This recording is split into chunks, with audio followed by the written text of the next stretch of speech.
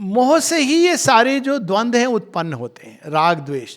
मोह क्या है? मोह है ये समझना कि ये मैं हूं और मेरा है, वहीं से सारे राग द्वेष उत्पन्न होंगे। यह मेरी पत्नी है, ये क्यों ये मैं और मेरी। अब वहां से क्या हुआ? मोह आया पहले, अब राग हो गया, मेरी पत्नी है तो ये मुझे प्रिय है, या सॉरी अप्रिय है। मॉडर्नाइज कर देना चाहिए, दूसरे की है तो प्रिय है। I am just saying.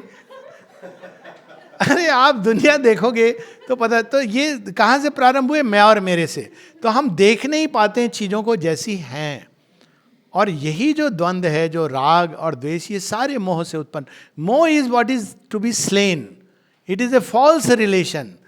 Shri Aurobindo इसको कहते हैं, लाइफ डिवाइन में कहते हैं कि हम मिस्टेक क्या करते हैं? कहते हैं हमारी मिस्टेक ये होती है कि हम अपने ईगो को केंद्र में रखते हैं, और फिर हम सोचते हैं सारा संसार, यहाँ तक कि भगवान को भी उसके अनुसार चलना चाहिए।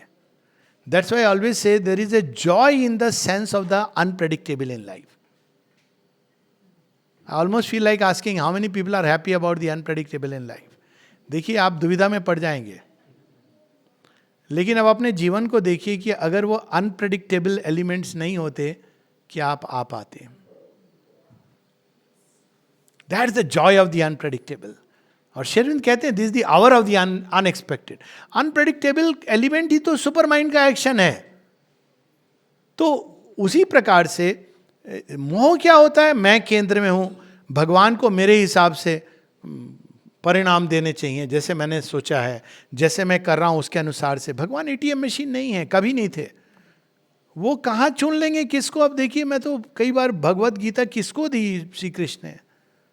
सारे कन्वेंशन तो तोड़े ही उन्होंने। ऊपर से कोई भला युद्ध क्षेत्र में देता है क्या इतना प्रेशियस ज्ञान? वो ज्ञान क्या दे रहे?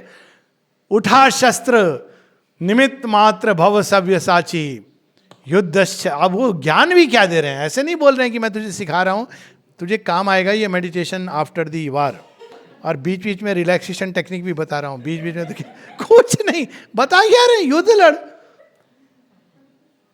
क्या ज्ञान है? योग योगेश्वर कृष्णा एव मुक्ता यथा राजन। अब वो क्या, वो जो चीज है कि भगवान किसी फॉर्मेट से नहीं चलते, तो वहीं पर समर्पण की बात आती है। मोह क्या चाहता है कि चीजें वैसे हों जैसे हम चाहते हैं, लेकिन वही मोह भंग है, और इसके कई उदाहरण हैं। और मोह से उत्पन्न होती फिर राग द्वेष उत्पन्न होता है। द्वेष भी है उसका साथ में।